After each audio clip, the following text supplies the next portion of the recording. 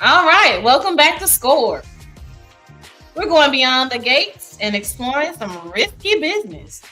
This week, the gate is closing in on our favorites, and things just got violent.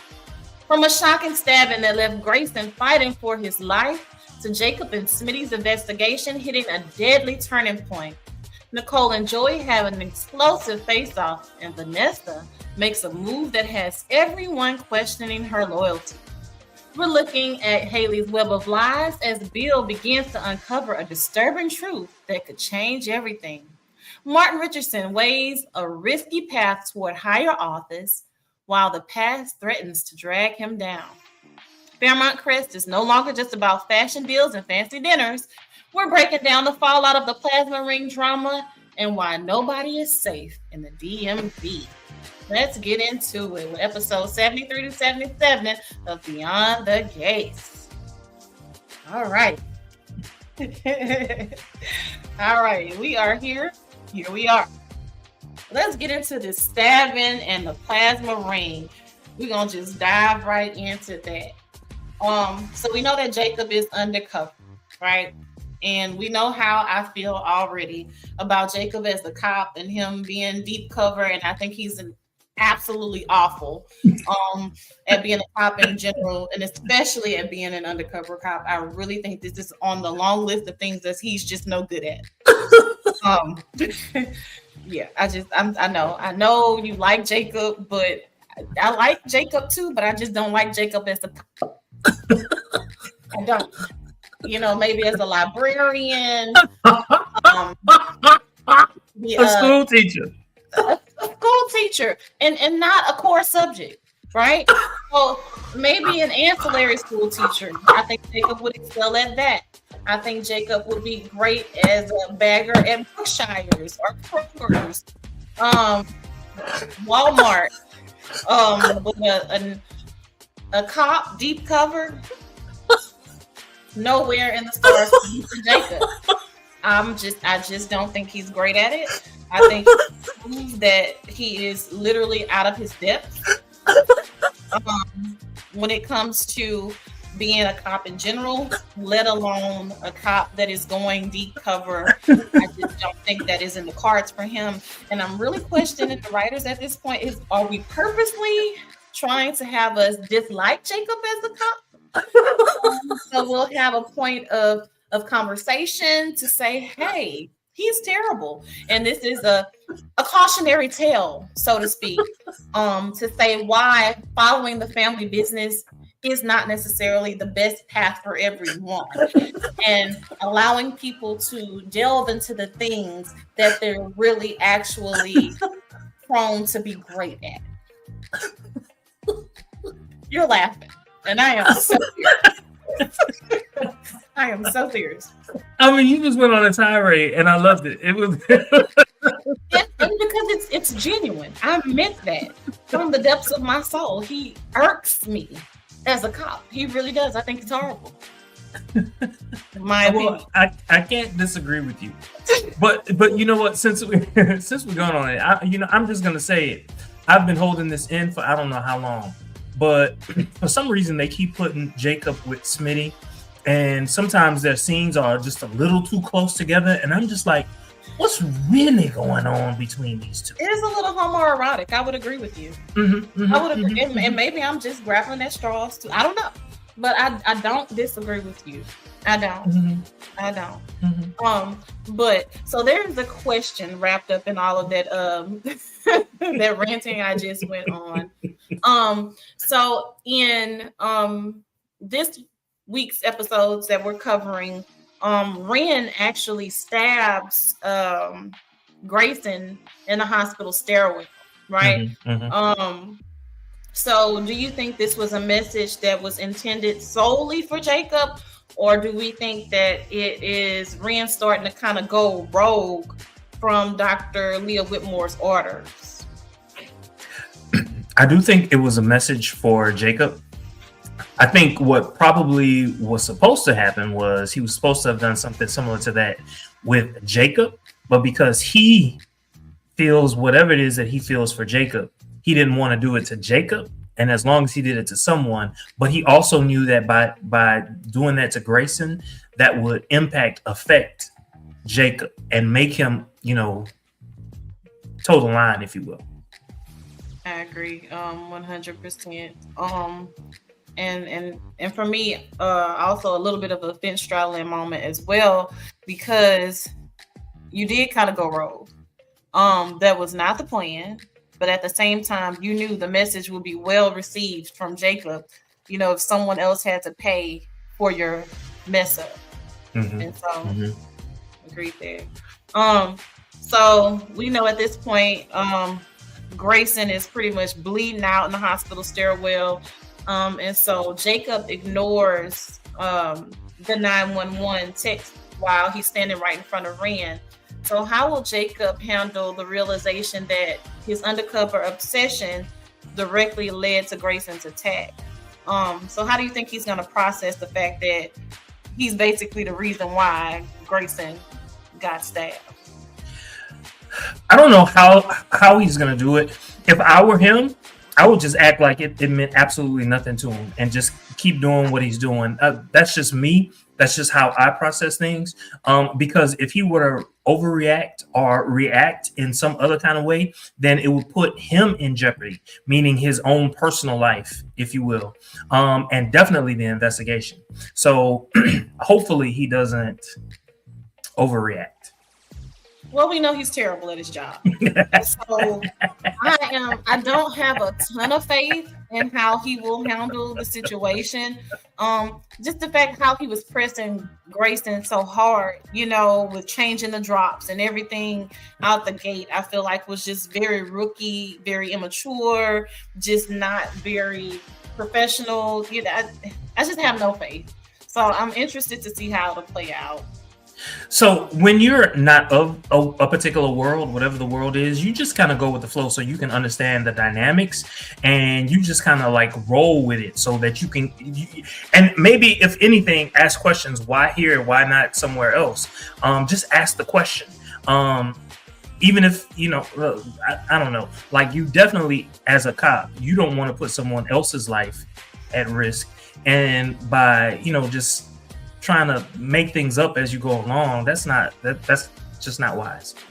I'm so glad you said make up as you go along, because to me, like the moves that he's making is not very strategic. It's not. It's just you want it so badly to prove a point that you are making very dangerous, life-altering mistakes. So all right, so we're still on the stabbing situation with Grayson. Ashley, I like to call her Trashley. They could really write her character for me. And it's not the actress's fault. I'm not gonna drag her. It's not that. It's just I just feel like she's a filler. And I guess, they have their places, whatever. Everybody needs extras. The movies, that's a thing. And so I think she would have been more well suited as an extra as opposed to a B or C character, but whatever. So here we are. We are here. At any rate, Ashley is currently hiding Grayson while he's bleeding out in her home from her mother. Is this the moment Ashley and Grayson finally actually really bond, or will her mother's interference expose them both? By the way, when she said, "Mother, will you stop?" I was like, "Fucking right!" Like who? Like I'm trying to get you out this place. What cues are you not picking up? She didn't pick up on zero cues. like at all. I'm sorry. What was your question again? Because the mama just kind of pissed me off. Just remembering about the mom just kind of pissed me off. What was your question? I blame Ashley for all of it, to be honest. But so the question was, while Grayson is currently bleeding out in Ashley's bathroom and her mom is still there, do we think that her hiding this secret will help her and Grayson bond even more, or is the mother being there going to be a problem or cause some interference that will expose them both? So that's a dicey question to ask, and let me tell you why. Number one, yes, he ended up telling her what the situation was without giving her too many details. He told her what the situation was, which for a person like her, I think she kind of respects that. But at the same time, I don't know if she's willing to deal with all that he's bringing. Now, what she might not understand, well, he did explain this. He explained the fact that this was just, to get temporary money, da da da da. But I kind of think that he's lying about his mom and her health conditions, because when he's talking to his mom, it ain't nothing. It's like he's just talking to another person. And so if she's so sick, how can she have this conversation? You just call her up and you just have this conversation. It don't make sense to me. So I think there's lies on top of lies on top of lies, to borrow a Candy phrase. And so I don't know how that's gonna turn up. But he called her during the day. Maybe she sun downs. So I don't know. I think there is, well, before the stabbing, right? That there was this type of mysterious bad boy thing kind of underlying with Grayson anyway with Ashley. And from bland ass Derek, it was a great change to where she's excited by Grayson. And so I don't even know, like, I feel like at knee-jerk reaction will be oh no, but I feel like she's going to continue to go down the rabbit hole with him, honestly, because it's so much more different than what she's used to dealing with. So I'm the kind of good girl meets bad boy thing. She, especially because her mother tried to force things with Derek and all that, I think she's going to probably more so dig her heels in and be interested in Grayson with all of the drama that he has going on. And you know what? It was just, as you were talking, like I was just like, they haven't had a character who, most of these characters on this particular show, boom, right from no good, no good, no good, good, good, good, good, good, good, good, good, good, good, no good, no. You know what I'm saying? There are not those types of characters on this particular show where, are they good? Are they not good? What's going on? And maybe he might fill that role. Okay, that's fair. I'm interested to see where this goes. Grayson as a character doesn't make me cringe when he comes to the screen. I'm still just trying to figure out where to place him in my head with my opinions, and there's a legion of opinions in my head. So we'll see. We'll see. I do like the ethnic vibe that he's given. Like I kind of, when I look at him, I think that he's Hispanic, but maybe he's not. And so, like, I don't know. It's just like whatever it is that he's getting. It's kind of like that I keep saying Victor Newman, but that was what Victor Newman was for me. Like as a little kid, what is he? What? I don't know what he is. And just having that question percolate in my head made me like want more of him. You know what I'm saying? And so there's a little grunginess to him too, like in a professional setting, but you also kind of have that little grunge to you. That's not bad. It's not bad. Is it the goatee? Maybe. It's a little something. I don't know. It's a little grunginess. I don't know. It's a little something happening there, but I don't hate it. All right. Not at all trying to get into the political arena yet with Watergate, but let's talk about Babygate. And Haley's long con. So we've seen Haley looking at Bill through the lens of a $10 million life insurance policy. Do you think she's actually planning to kill Bill, or she's just looking for a permanent exit from the marriage? I think that she's planning to kill him. I love the Kill Bill. I think she's planning to kill him. I think she wants it all. She wants it all, right? And that's the only way that she's gonna get all is if he dies some kind of way. So. She does great at this role, and what has me laughing and annoyed at the same time is the faces, her mannerisms, and everything. As soon as someone turns their back, she's like, making all of She's very expressive. No one saw that. No one saw that. Okay, but I like it though. I do not hate it. I think she plays her role extremely well.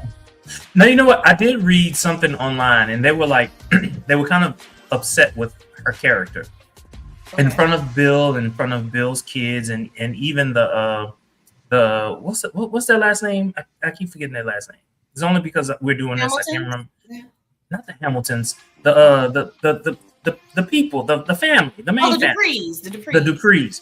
Even when she's talking to the Duprees, they say that she has like this soft baby talk. But when she's talking to other people, she's rough. What are your thoughts about that? To me, she's just acting. Yes. To me, that tracks. That okay, she's in a long coma, right? Mm-hmm. And so to the Dupree, she has to keep this persona. Oh, I'm so soft and I'm lighthearted and I just happened to fall in love, and it was not the best thing because it hurt people, but I'm really here for love and I'm not a horrible person. So to me, it tracks. It makes sense. But she's also her real self is a hustler, right? Mm-hmm. And so Mm-hmm. when she gets around people that she knows aren't going to be able to expose her for real, or people that are around the way and know her, she can be her authentic self. So to me, that tracks. Yeah. It's like just like I said, when people turn their back, she's like making faces and doing the most because okay, let me break character for just a second and be my real ignorant self, but let me keep my composure because I'm playing the long game. Yeah. I'm trying to get these millions. Yeah. So taking it back just a little bit to the fake pregnancy, right? Haley. So after Haley's fall, Bill is insisting on an ultrasound with her. So I was wondering how she was able to fake that exam the way in which she did. So I'm wondering, like, I don't remember this. It's been so long. It's been so long. I don't remember the specifics behind it. I don't. Yeah, I don't remember the specifics. I was just curious, like, how, like, did she already have the person in her back pocket that helped her fake the pregnancy? Was this someone that she paid after she came into wealth with Bill? I'm just curious, like, because this was a medical professional that corroborated her pregnancy, right? Yeah, but it was based on her blood tests, and so it wasn't like an ultrasound or anything like that. I think she just knew that because of how far along she claimed she was. There was no ultrasound that they were going to perform. It was just going to be a blood test, and that was it. All right. So moving along to the missing money. Speaking of Haley and Bill, and so Bill uncovers or finds something disturbing about the missing money. Is he regaining his intelligence, or will Haley manage to pretty much gaslight him one more time? So yeah, the latter. And she played it off. She played it off wonderfully. I ain't gonna lie about it. Like she did a really good job. She did the water work. She was enraged. She went through all the emotions, and then at the end of it, she was just like, "But I can get sexy for you, and we can do what I do best." And I was just like, "The hell did I just see?" She's good. Prestidigitator, a quick slide of the hands. She's good. Mm-hmm. She is really good. That's why I say I enjoy her in this role, even though I want to choke her out in a lot of the scenes, but she's amazing at it. All right, so let's move on to the Dupree and the Richardson power plays. So we know that Martin has dreams of his Senate dreams at any rate. Mm-hmm. So we know that Nicole shot down his dreams of running for Senate, reminding him that the night on the side of the road. What exactly happened that night, and is it a secret that Joey Armstrong can use to destroy them all? So we already know actually what happened that night. Do we think Joey is actually going to try to destroy Martin, or is Martin going to play ball and we're just going to keep going and Martin's going to keep climbing?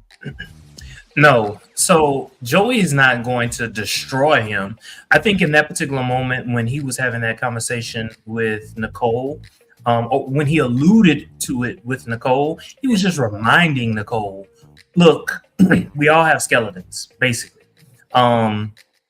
And I think that's all that it really was. I think they are making him out to be way more nefarious than he actually is in this particular situation. I think he's capable of it, but I think all he really would want from him, is a couple of votes on a committee or something. Like he would be foolish if he would put the boy in a situation where he would lose his senatorship if he were to win. So no, that's not his game. Okay. So staying on Joey for just a moment longer, he witnesses an argument between Martin and Smitty.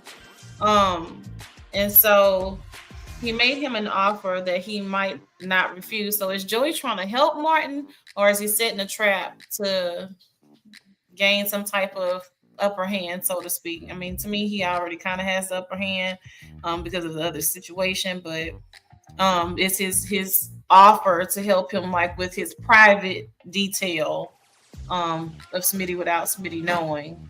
Is it a genuine? I'm gonna be honest with you. Joey seems to be, and this might be an unpopular opinion, Joey seems to be a straightforward kind of person. Now, if along the way he finds out something that would help him, you bet your bottom dollar he's going to use it against Martin if he could. It's just also unpopular opinion. I think Joey is probably one of the most honest people on the show. Yeah. His character. So I would agree with you there. All right. So moving along, Joey's extension, Vanessa. I love her character. I'm gonna always say I love her character. She's so all over the damn place, but I love it. She is. So with Vanessa and Joey, they are moving towards cohabiting, right? Mm-hmm. We kind of see that unfold in this episode. So she's made herself at home in Joey's condo. Is she genuinely falling for him? Or is there some type of plot or ploy? Is she setting him up? There's no plot. There's no ploy. She just loves the man. She loves the danger of it all, and along the way, she plans on making money, and she's going to use him to do it. And I have no problems with that. I definitely don't see anything, and if so, if it unfolds that she's setting him up, I would be completely shocked, which is very, very difficult to do. But I genuinely feel like she is in love with this man so deeply, and he her, right? Yep. And so they don't completely bore me. I don't want to write their characters off the show, other than the Trashley situation. I think this is a good version for this show. Now, I will say, when the show first started and they just made her out to be like the tramp of the day, I was just like, I'm so bored with this. Anytime she came on, I would just fast forward. But when she got with Joey, I was glued. That was just that. I don't know if they had planned that all along, but perfection. It's just perfection. I love how they developed her character. What I do, and just kind of a quick aside, is just wonder how things happen with Doug, right? We never actually saw a body or anything like that. That man not dead. Huh? That man not dead. So I'm thinking too, so is he not dead? So even if, taking it outside of the realm of the show, right? He left the show for whatever reason, to explore whatever or what have you. I love the fact that they left it open to where, okay, are they going to bring Doug back? Are they going to bring that? They're going to bring him back, and they're going to bring him back sexier. And not goofy and drunk. So I'm interested to see like how that's going to unfold. That's one of the things that I'm excited about, and one of the things that keeps playing in the back of my mind. Like, okay, I don't think Doug is dead. Since we're talking about Doug and Vanessa, their daughter, what is their daughter's name again? Deanna. She all kinds of crazy, and I love it. She throw down. She is for real throw out. I love it. Now, I couldn't be Vanessa because I'd have been popped in the mouth by now. So many times. Black mama for real. This white woman would have turned into a black man. God dog it. A black woman. Quick. Yeah, because she would have earned it, right? And so, but I don't dislike Deanna's character. She does annoy me at times. Like, okay, look girl. All right, look girl. And maybe because as a mom, like by now, you would have literally got your behind handed to you in every which way you can think of it. But I think with taking it into a different direction, like how they cast these characters, we heard about Deanna long before we saw her and the twins or whatever. So they eventually brought them to the screen, which I'm glad that they put a face to them. I feel like Deanna and what's the son's Donnell, I feel like they're believable as twins. I feel like they're believable as the children of Doug and Vanessa. I feel like it's believable. And so for me, that's like a really big deal. I think this show does a great job of how they cast everyone. Where the fashion is there, the familiar connections are there. I like it. Actually, I love it. The skin tones match the parents. You know what I'm saying? Yeah. I pay attention to that. Like, yes, it makes sense. Yes. And, all right. So just a couple more questions as we talk about these few episodes. Now, I have coined the phrase, I love meshing names and titles together. And I don't want to mess it up, especially since I coined it myself. The Nicholton. The Nicholton factor. Nicole, Carlton, and Kyle. The Nicholton factor. Nicole, Kyle, and Carlton. Nicholton. So that's that love triangle. Yes, Nicholton. Which one you going for, Carlton or Kyle? And you know, that's one of my questions. That is one of my questions. How dare you? How dare you beat me to the rum punch? How dare you? So, okay. The original question, you spoiler. Are you Team Carlton or Team Kyle, and why? I am Team Kyle. And here's why. Kyle, excuse my français, is not a pussy, right? Kyle is comfortable, confident in who he is. He is rocking Nicole's world in every way you can think of. And, you know, I think Carlton would have been the obvious choice for her. He's so in with the family and all of these things. That's boring to me. So with Kyle, I think he embraces naughty Nikki, right? He brings it out of her. And at the same time, he's not insecure. He is 100% okay with her, where she is, how she is, who she is, and accepts it just at face value. Hey, here's a key. Pop by when you want. If you don't want to use it, don't use it.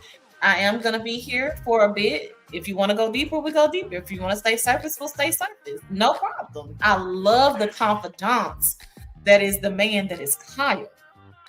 And so I think because of how Nicole's story was written and how she is and how she's wired, to have someone break down those barriers that she had and just let her just be without all of the structure and the constraints, she needs that. And so I think Carlton would be just another reminder of what she already had. So it would just be another Ted 2.0. Yeah. And I agree with you. I agree because when I look at Carlton, you see Tyler Perry? No, I don't see Tyler Perry. I just remember him from Dynasty. When he was on Dynasty, and I was just like, he was sexy. He's always been sexy. He's always been a sexy man for me. Got mosquitoes and shit. But I don't know, his thighs rub together, and I just be whether they rub together or not, I'm sure they can part. He's still an attractive man. He's a very attractive man. But for Nicole, I'm gonna have to go with But no. What I was about to say is, no, I agree with you there. First of all, same profession as her husband. He's been there all along. There's no mystery there. She knows who he is, who he's not. You know what I'm saying? Like, the only thing that's different is the fact that she's having sex with him. You know what I'm saying? Now, with Kyle, on the other hand, he's open. and he's willing to be open by giving her the key. What he's saying is, I have nothing to hide from you at all. I'm not going to see anyone. I have no plans on seeing anyone else.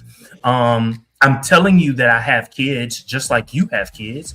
And so like there's some commonality there. You know what I'm saying? And you know, like I think that that's something that she can vibe with. And I also think that I get more drama from the Kyle character than I get from the Carlton character, if you will. And I think, you know what I'm saying? I kind of think that her family would embrace Kyle a whole lot better than they would embrace Carlton. Why? I don't know. Carlton gives me bland, and I feel like just like and again, agreeing with everything that you said, just more of the same. And I don't think that's what she needs. I like Carlton, but I just, again, just more of the same. I just don't think that's what Nicole needs. And so I'm interested to see how it'll play out.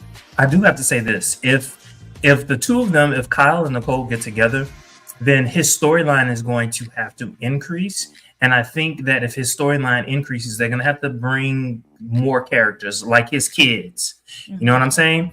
And I think that depending on who his kids are, that is going to change the dynamic of the show just a little bit. You know? That's a valid point. And then with Carlton, I think Carlton's a bit judgmental. I do. I think he's a bit judgmental. But that's just me. And perhaps because of how things kind of played out, this isn't you and all these other things, whenever she was just trying to have a good time, like he wants to be too serious too soon. Mm-hmm. And so I think that's a major turnoff for her. So again, more of the reason why I feel like Kyle is a better fit, because he's not forcing anything. It's authentic, it's organic, and it's new, it's fresh. It's not putting me in a box and forcing me to be this super polished person that everybody expects me to be every day. So, all right. Any other questions or comments about last week's episodes of Beyond the Gate? No questions. The whole thing between what's her name? God dog it. My memory, it just Vernon and Leslie and the house. Where do you think that's gonna go?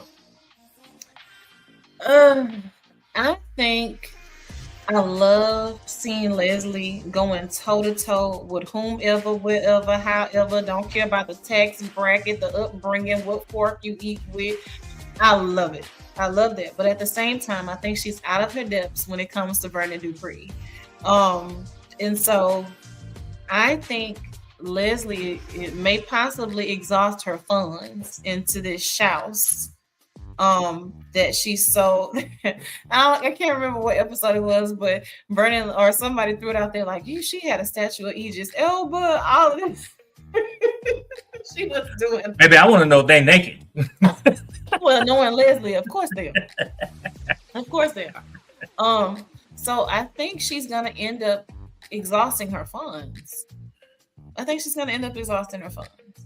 But the trick is, what is she going to do to maintain what she has?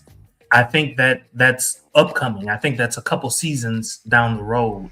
And I think that, that is going to be a storyline, a plot line, if you will. And I'm here for it. And Marcel too, right? Because that's her new beau.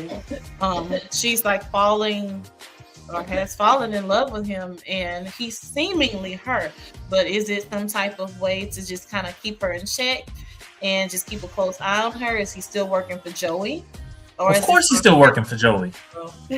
Well, when it comes to being in love or in strong like with Leslie, is this just like a power move, or are his feelings authentic for her? So that I can't judge just yet. Like right now, I'm just thinking, hey, Joey wants him to keep an eye on her, and that's what he's doing in order to to do that, to fulfill that particular role.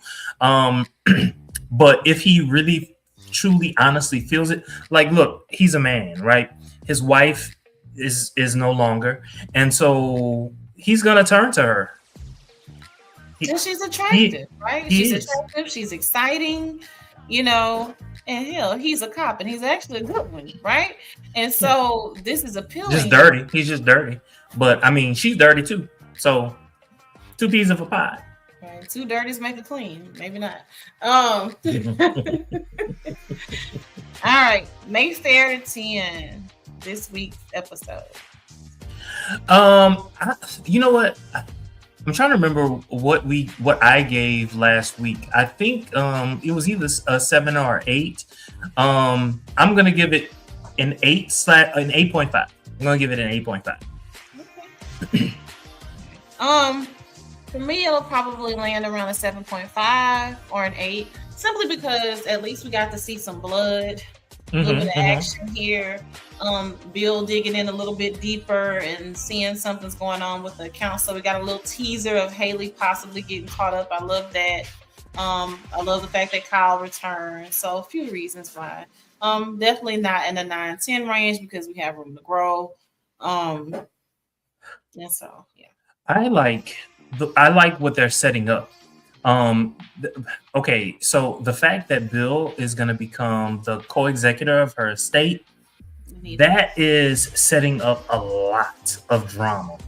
Um, a lot of drama in the short term and long term, like if and when she like actually dies from off this show. That puts Bill in a particular situation where now he's part of the family, like for real, and they cannot escape him. That's the drama, and I love it. I love that. But can we put so I feel like we put Bill in some better suits than before. Now mind you, I am just like always drooling behind the fashion in this show. I don't know, maybe he just doesn't wear suits well. It's something about Bill and his suits that just I don't know, it bothers me. It's just like crumbs on your mouth from eating toast or too much noise or chewing with your mouth. I don't it's something like nails on a chalkboard for me with Bill's suits. I don't know. I don't know what it is. I don't know if it's because he went to Alcorn. I don't know. I don't know what it is. But I think he's a very attractive man. Love his acting, adds values to the show, but I don't know what it is with me and him in the suits. It just maybe it's me. I don't. He does. You know what? I thought it was very touching when he was like near tears, when he met or after he met with Anita, and it was like, oh wow, there's depth, there's range to this Yes. particular actor. You know what I'm saying? And it was nice to see, and it kind of set up the fact that she wanted him to be an executor to her estate. It made sense after seeing that. It made perfect sense. You need a Bill. Bill is willing to dig in and do the things other people aren't willing to do. And so initially I was like, oh my God, I'm sick of this guy. And then now it's like I've softened a bit, like, okay, all hmm right, point hmm well made. hmm We need Bill. We hmm 100%. hmm So I saw something online from Beyond the Gates. They were asking which characters could we get rid of? Which character? Ashley, They're not gonna get rid of yeah, Ashley. They're not gonna get rid of Ashley. I don't know, but She's a white. They need I the don't white care about people. that. I don't even care about that. But we could, if we, hey, I was given an option, right? Which characters could we get? Is that not what you led with? Okay, I'm not talking about the the ethnic backgrounds and what's palatable for America. I'm not talking about that. What characters? That was your question, right? Could we get rid of Trashley, Jacob, or at least Jacob as a cop?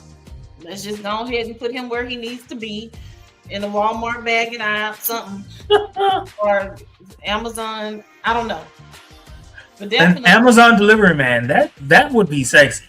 that would be very sexy. Um, yeah, she's the first one that comes to mind, and her mama too. That whole thing could go for me. Derek, I just Now I saw something online that he was fired from the show. I saw that like maybe a month, maybe 2 months ago. Really? He hasn't left yet, to my knowledge. But wouldn't be mad about it though. No, I was definitely not mad because of the two of them. He's the one that I like the least. Yeah, and maybe that's why they're asking that question. Yeah, I don't know. Both of them equally could go at the same time for me, but other than that, you know what? I do like the fact. I know you don't like Jacob right now being a cop. But I like the storyline for Smitty because before Smitty was just kind of like the dutiful husband, and I was so bored with that. In fact, I don't really like Martin's character. Martin's character gets on my fucking nerves. Gets on my fucking nerves. I think Martin and I don't know the characters, the actual actor's real name at this time. Off the top Claiborne something. Or something Claiborne. I think he is just gorgeous. Like he is, and I love his teeth. I absolutely love his teeth. Just such a beautiful man. Now, you know what? I actually love his ass too. I love it. It just doesn't fit him. It don't fit him. It don't fit him because he got a. It's so attractive. Like I just he needs to stay. I don't want him to go. I'm just saying I don't like this character. Well, I'm hoping that as the gates begin to widen, that you would fall in love with Martin's character as much as I can. Now, if I saw him in real life, yes. I know exactly what you need, sir.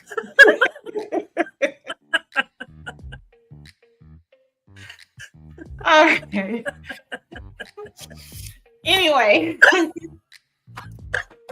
thank you guys so much for joining us on Scored for this installment of Beyond the Gates, Risky Business. Join us next week on Sunday at 7 p.m. Don't forget to like, comment, and subscribe.